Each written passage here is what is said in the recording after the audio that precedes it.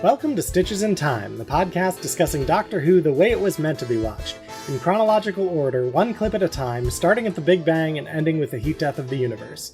I'm Becca, the Matrix Archivist, and I spent the last 12 years of my life meticulously editing the entire televised Doctor Who universe into chronological order. And I'm Mandy, and I'm very pleased to say that I've never given the BBC license to use my face and image, because I'm pretty sure Christopher Eccleston didn't want his face there.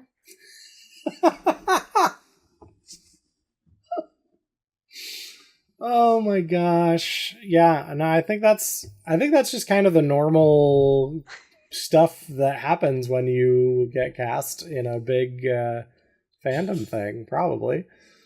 Yeah, like it seems it really kind of just opened up again the how are they able to use that? I guess it's because it's their image so they can use it whenever they want. But if I'm Christopher Eccleston, I really don't like that you can just use it whenever you want. He's probably just happy that he doesn't have to show up on set and work with these people again. Fair. Joining us once again is YouTuber, writer, circular Gallifreyanist, and probably other stuff too, human being, cat mom, Ivy Hanover. Yes, hello. Today I'm in M space. The forces that be are dragging me through the whole alphabet spaces. And I'm in M space as of today. I just got here. Oh, okay. How are you liking it so far? It's alright. I haven't really had a chance to look around. It's very orange, which is not my favorite color. But they gave me this shirt to wear because everybody here wears orange. Can you show that shirt off one more time? Yes. Ta-da! For those of you listening on audio, it's a brilliant, vibrant orange shirt with the 13th Doctor on it. It's a very good shirt. It's great. Orange is my favorite color, so that is a good time. You should join me here. It's so lonely. I also do like about that shirt that it looks like Jodie Whittaker is just like an 80s cartoon, and it's perfect. Yeah. What I like is that it reminds me of the date that I went on with a guy who would be like, "Oh, you love to dress in like vintage fashion. Don't you wish that you could live in vintage times?" And I had to explain to him, "I'm mixed race. No, thank you. The thing that I like about our time is that I can still wear this now and also have some semblance of rights. For how long? Who knows?" We'll find out. Vintage style, not vintage values. And today we're talking about a very non-vintage, a very like relevant to our modern day episode of Doctor Who. I don't know, it's getting to be vintage. I've seen younger Gen Z folk be nostalgic for this time period. So I don't know why, but I've seen it. So just a warning, it might be vintage. I mean, it's soon. Contemporary for anyone who has either a hybrid or remote job, which weirdly, like, I did not get most of the Zoom memes, because this is mostly a Zoom meme episode. Yeah. I didn't have a remote job or, like, a hybrid job until 2022. I worked thoroughly through the entire things, doing office work, doing very illegal office work for companies that should have gone to jail. But wow. I was thoroughly in office, so I did not get most of the fun Zoom memes that people were getting until after they were already tired. Yeah, this is the Zoom meeting episode. Doctors assemble. Again. Yeah, because Colin Baker, after passing out and needing to go through his Rolodex, was like, "Oh, I gotta call someone," and apparently this is who he called. he thought he was joining a telehealth meeting, and it wasn't. It was all of his future selves and past selves. Yeah, he just like clicked the wrong email and like ended up in the wrong Zoom meeting. Yeah, wrong invite link. Yeah, yeah, meant to do like Dr. MD and not Dr. no title, no reason for why this is. You can just call yourself that. Yeah.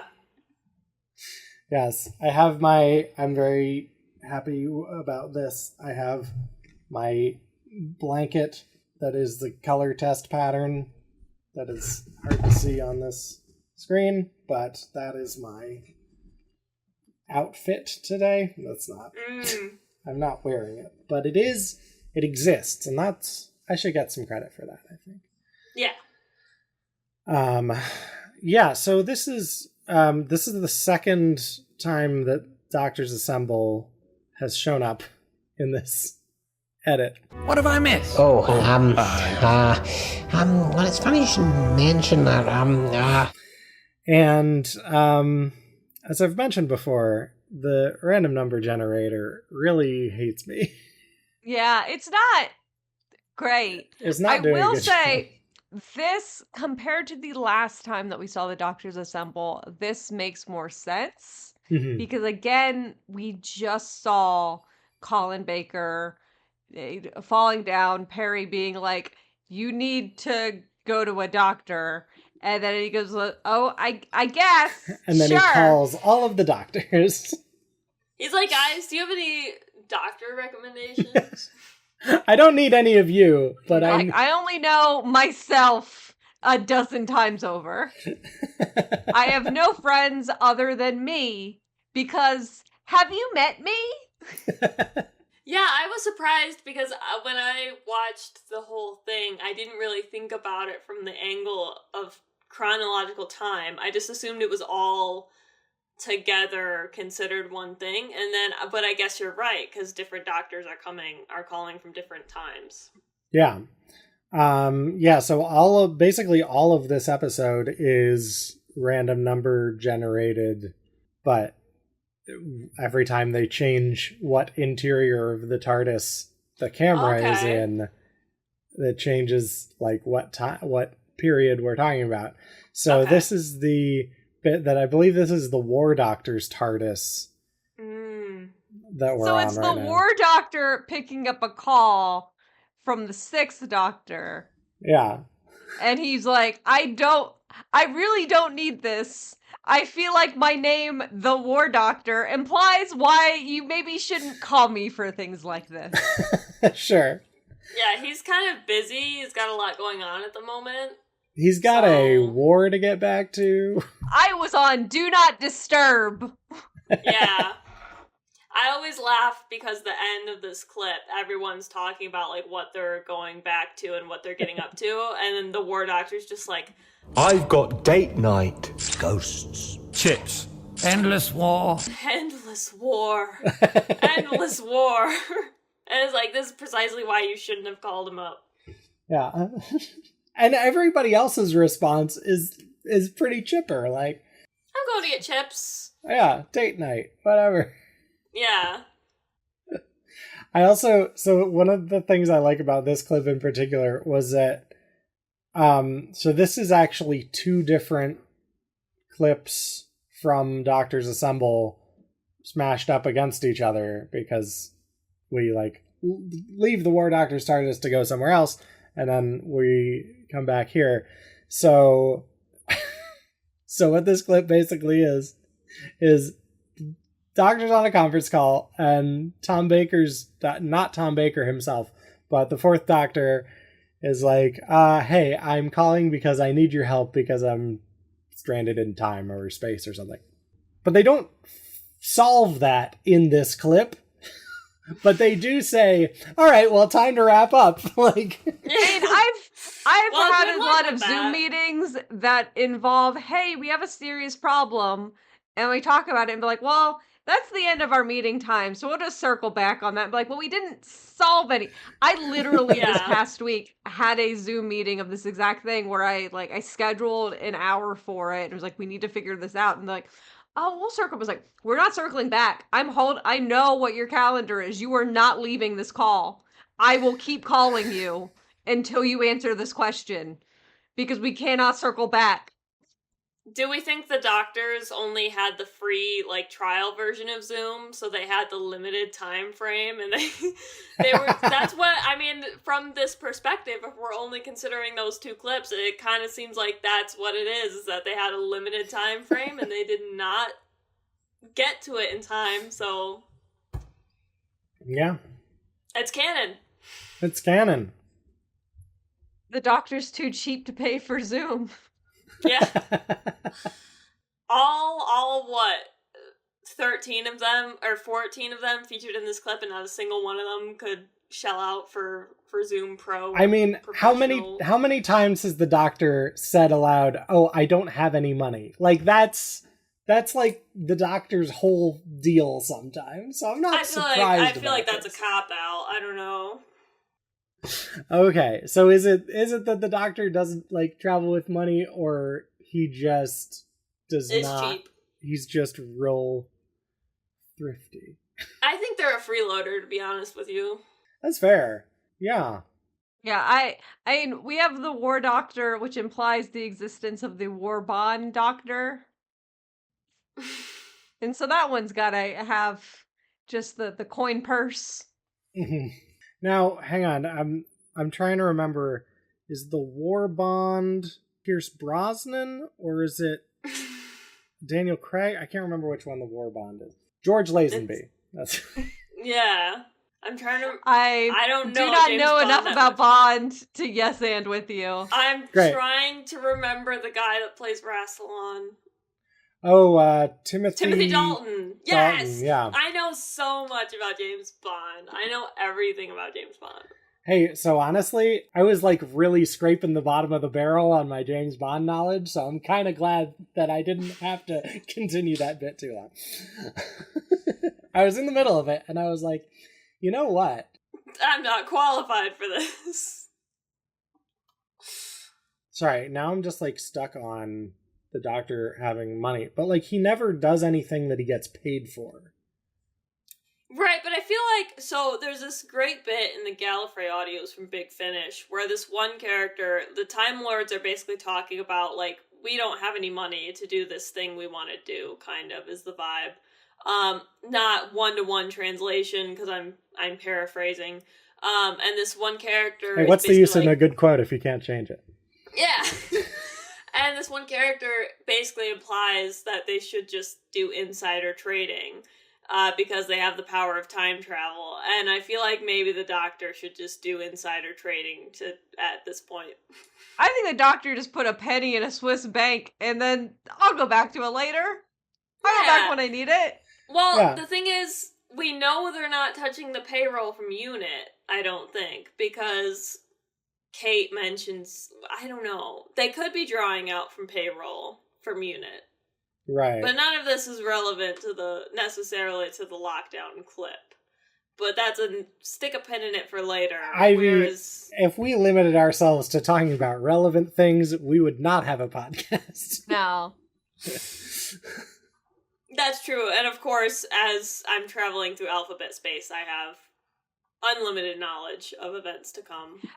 I think that the first Doctor made their money forcing Susan to go through the junkyard and finding recyclables and then getting coins for the recycling, which is not a thing that I don't know whether or not they do that in the UK. I know that they do it here in California, where you get money if you return in recycling, which is why I always see people going through a dumpster and getting recycling and be like, hey, I didn't do it right, so that's your money now. Yeah. I am being informed by our UK correspondent, my wife, that they don't do that.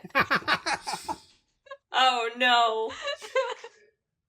You know what? Maybe the first Doctor also didn't know that they didn't do that in the UK. So they just spent like 3 hours in this junkyard just like collecting cans, and they're like, all right, take it to the place. So like, what are you talking about? Thank you for these cans, I guess. You can just throw them away. But then somebody looked at Susan and was like, shouldn't you be in school? It's a Tuesday.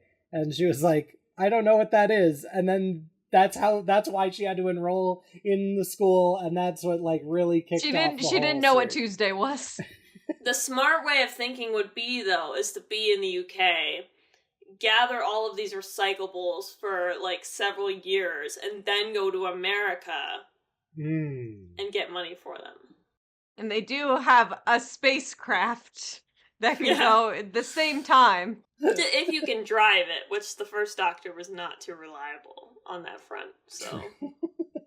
I do want to say, because we were talking about how it's relevant to our times, I really liked how, for the War Doctor, they have him in a grocery store, and it says no more, and he's in the toilet paper section.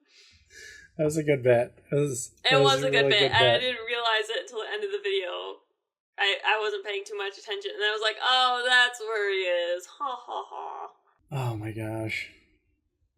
And it's just amazing that we have a show that's so chaotic that we can do things like this. Because theoretically, he could have been in the midst of the Time War in an old Gallifreyan store where they, for some reason, ran out of toilet paper also. And also, to be clear, we're still in like 80,000 BC. We don't have toilet paper at all. There truly is no toilet paper. They ain't made it yet.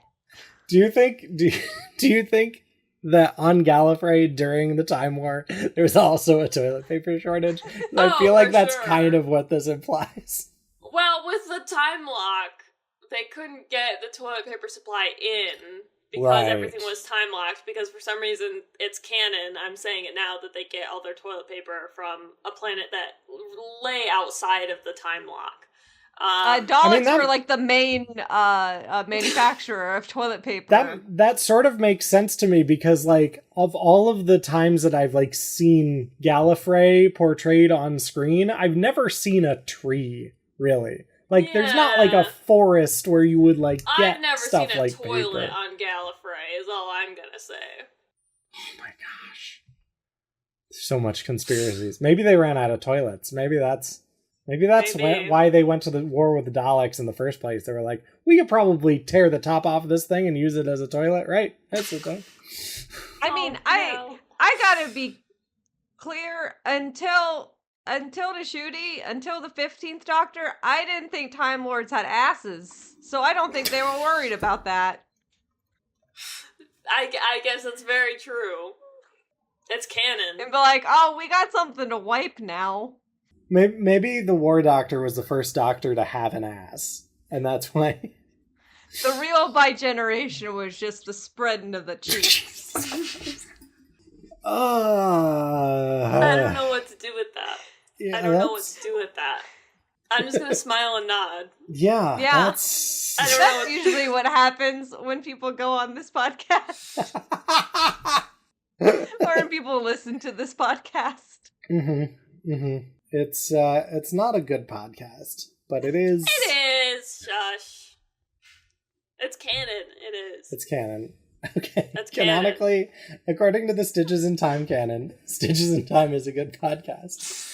Whoever is out there, make sure you put that on the wiki. We need like a wiki archivist. That'd be great.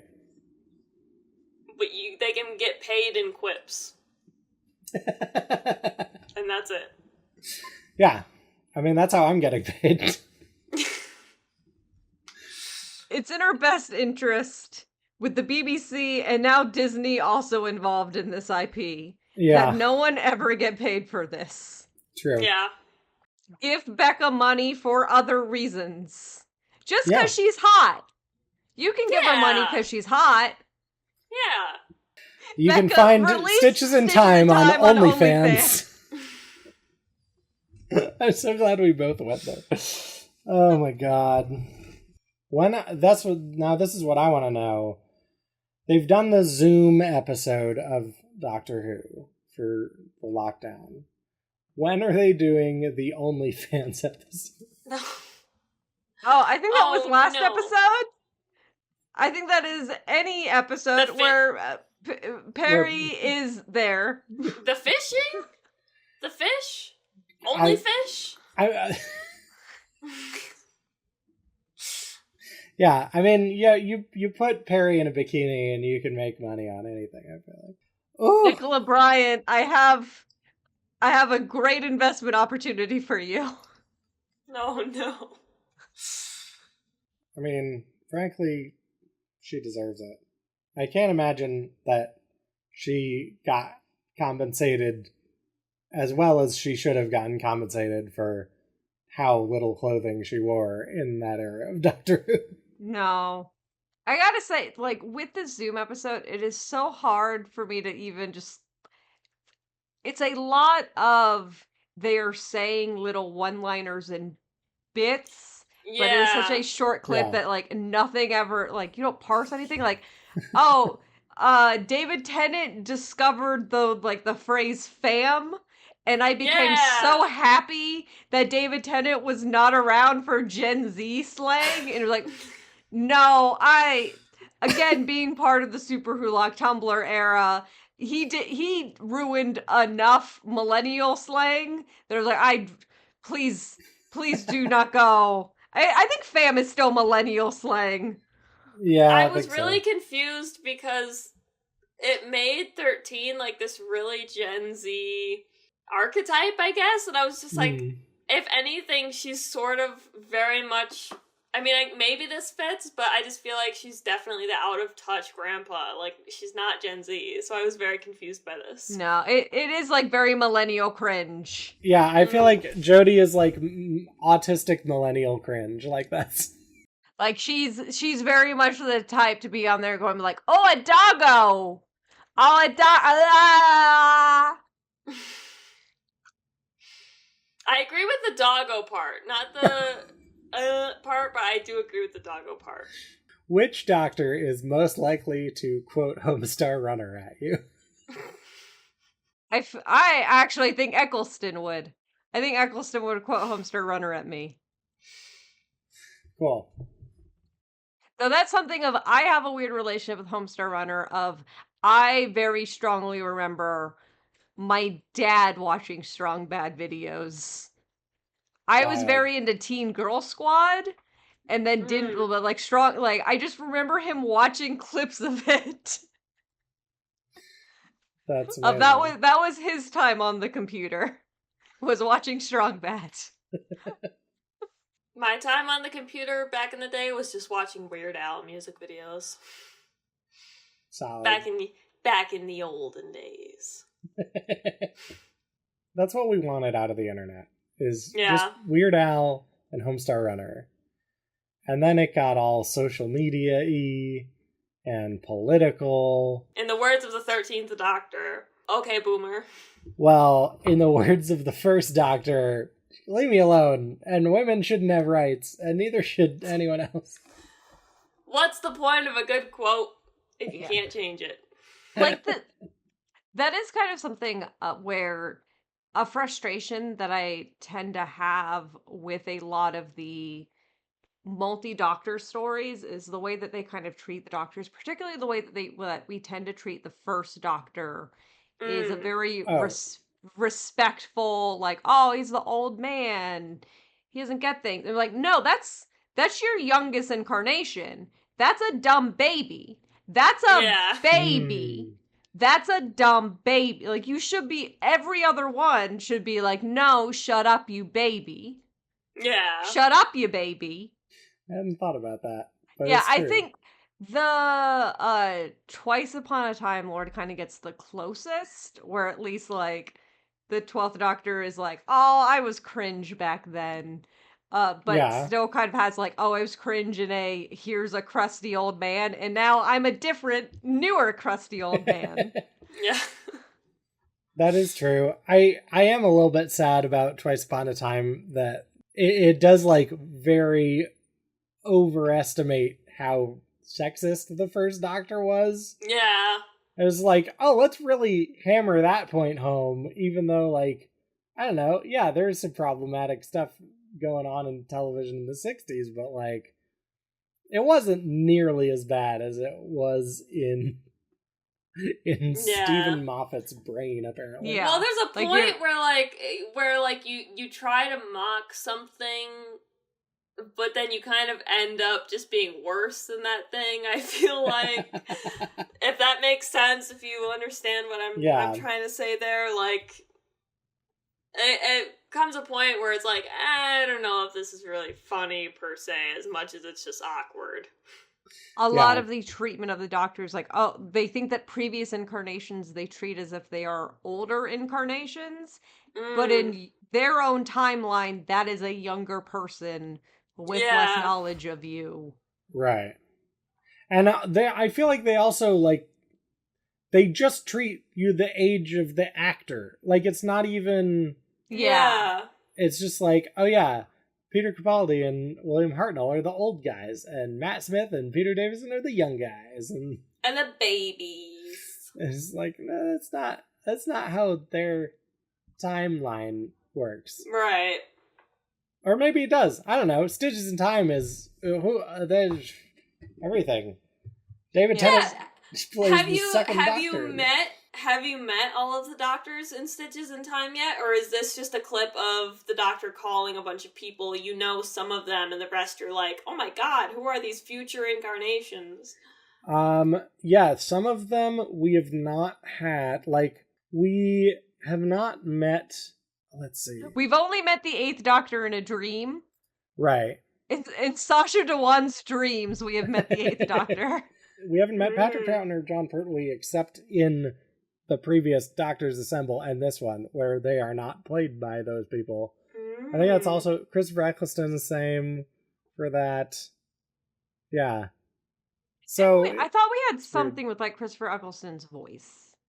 If you mean me doing a Jason Statham impression when we had Lamar on, that was... Oh, yeah. Yeah, that's what you're thinking of. Sorry, I watched Crank 2 High Voltage in between. Oh, no. Mm-hmm. My favorite episode of Doctor Who. Yeah, I have nothing to say about this clip. I have nothing. I only wrote down the toilet paper background, endless war, and fam.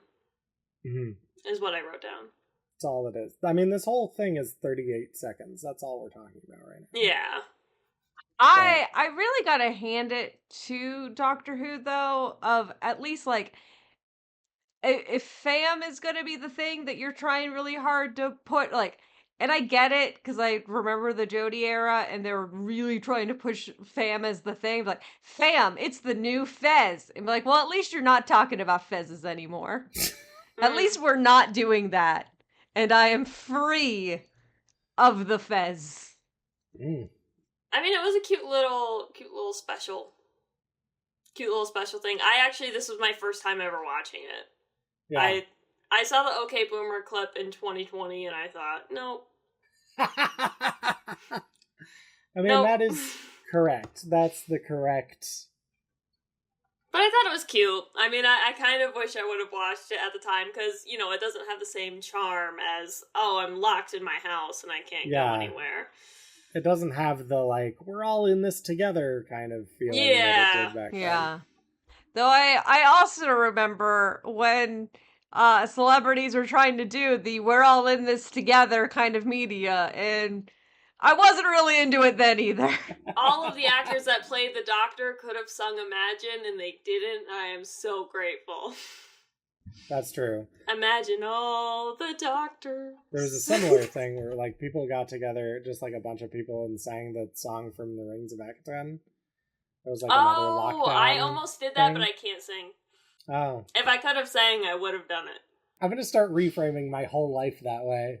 Like, no, yeah, I could have discovered a cure for cancer by now, but like, I'm not really a scientist. Sorry. Yeah, like, I could have made $1 bajillion by now, but I'm not a businesswoman. Yeah. I could have done that if I could have done that. Yeah. Yeah. I just lacked the means or the time or the skill or the imagination or the talent or the creativity. Yeah, but I could have. But I could have. Look, anybody can do anything. Mm-hmm. Like, yeah, I totally would have scaled Mount Everest if I had the climbing expertise and the physical stamina and wanted to do it or cared enough about doing it that it would be something fun for me. And if I liked snow, I could have. Yeah. I could have if I could have. Very afraid of heights, and I also know a lot of times the people who have been up Mount Everest have been carried up Mount Everest. All you have told me is that you had the money for a Sherpa to take you up Mount Everest. Yeah. I feel like Mount Everest would be way cooler if the world was actually flat, and so you could just see the whole thing from up there. Yeah. But we live on this dumb globe world. Wait, we do? Yeah, sorry. The world's flat in M space, so I just wasn't aware of this. Oh, okay. Did I offend anybody in the room with you? No. Okay. Nobody's with me because it's so lonely here. But my worldview got shaken a little bit by you saying the world wasn't flat. Sorry. I'm gonna need to see some sources on that, to be honest. Okay, there are a lot of... Did anything fall off the planet when your world was shook? Because it's flat and so it could just fall off. In the Stitches in Time canon, has anybody explicitly stated that the world is a globe yet?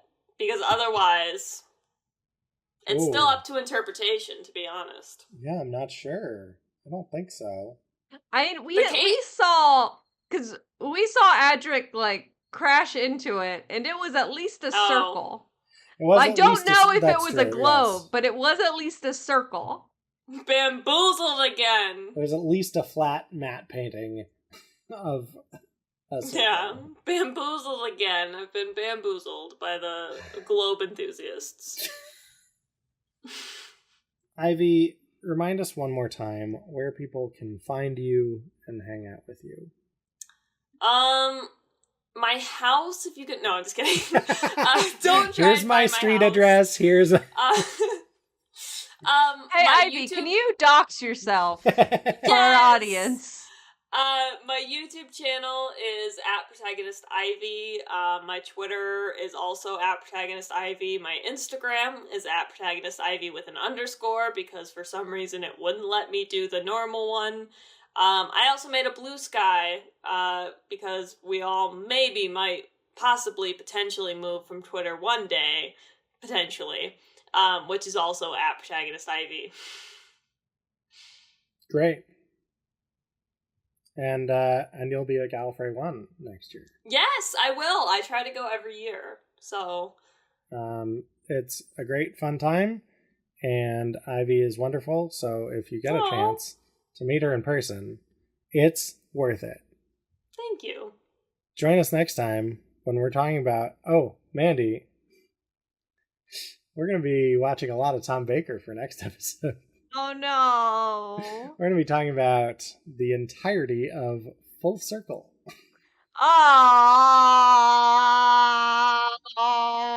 Adric's origin story, really. We're getting the origin story for a dead boy? Yep. Oh my gosh. I really love this linear but non-linear storytelling. This is some Uwatase Fushigi Yugi-ass storytelling. I'm sure that would have made sense to You sure it is. It's basically like that trend that's going around, the subtle foreshadowing trend, except it's Adric's death. You guys basically just did subtle foreshadowing. Yeah. Yeah, a shocking amount of this, of what we've talked about so far has involved Adric's death. He's really haunting the narrative of the Stitches in Time. He has to be involved in the Castrovolva, right? He's part of the Castrovolva. Because those have been our two ties. Those have been our two things. It's been Adric, and it's been the castration vulva. And it's been Colin Baker's skincare routine. Yeah. Smile and nod. Smile and nod. There's deep lore. So much lore. So much. And Ivy, I would love to have you on the podcast again in the future. And I'm sure by that time we'll have 1 million times as much lore. I just get more and more confused Maybe then I'll be out of the alphabet space tour.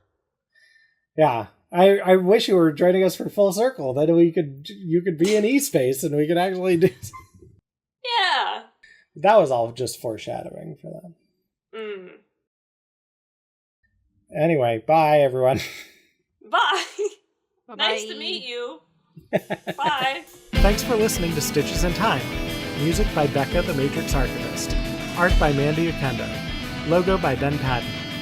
Please make sure to rate us and leave us a nice review. It helps new fans find the show.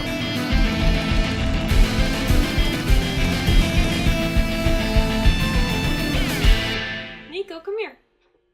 Just come here at this point.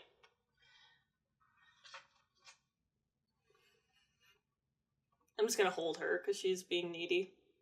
Great. And if she shows up in frame, she does. If she doesn't, it's okay.